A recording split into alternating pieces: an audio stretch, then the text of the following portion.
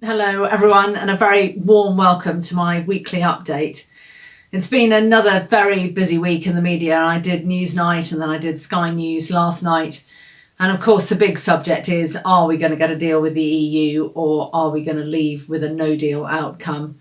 I hope this Sunday that we will know more, and obviously it's essential that we do get a deal in place, but it is a very tense time. The uncertainty as farming businesses, we just seem to be living with a raft of uncertainty on every single level. The point I've continued to make in the media is that the EU marketplace, 500 million consumers on our doorstep, 30 miles away, is a key market. It's currently worth £14.5 billion for UK agriculture. To put that into context, if we compare it with Japan and Canada combined, that is only 4% of the current value of the EU market for us. So it really shows how essential it is. Obviously, we're waiting with bated breath for more news.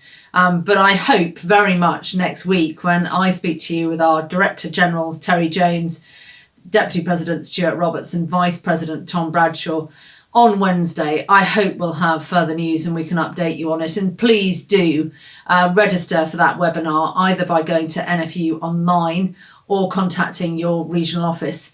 And this is just as much on Wednesday about the day job as well.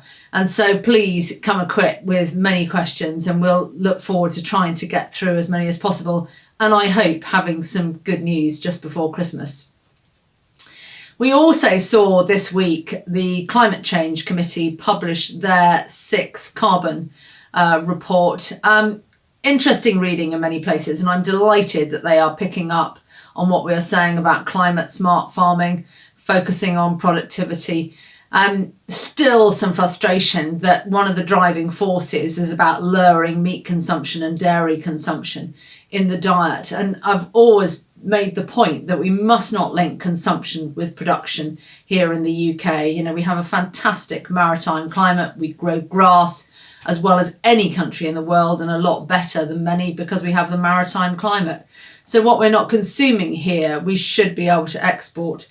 There are even some sort of fairly bold comments on laboratory meat. So, you know, continuing to focus on our pledge to deliver net zero, putting ourselves in the place of the solution is, I think, absolutely key. When I look at what is going on in other countries, it is, I think, really important that the new policy focuses on incentivising to make sure that we can be delivering carbon neutral food by 2040. The government's target, of course, 2050. It will only happen if the right incentives are there.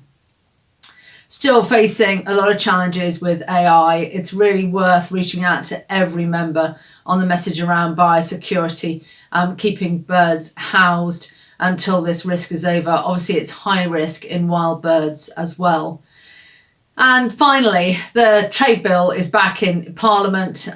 Some fantastic comments from peers in the House of Lords about the NFU's work to date and the importance of the Trade Agricultural Commission on the face of the trade bill.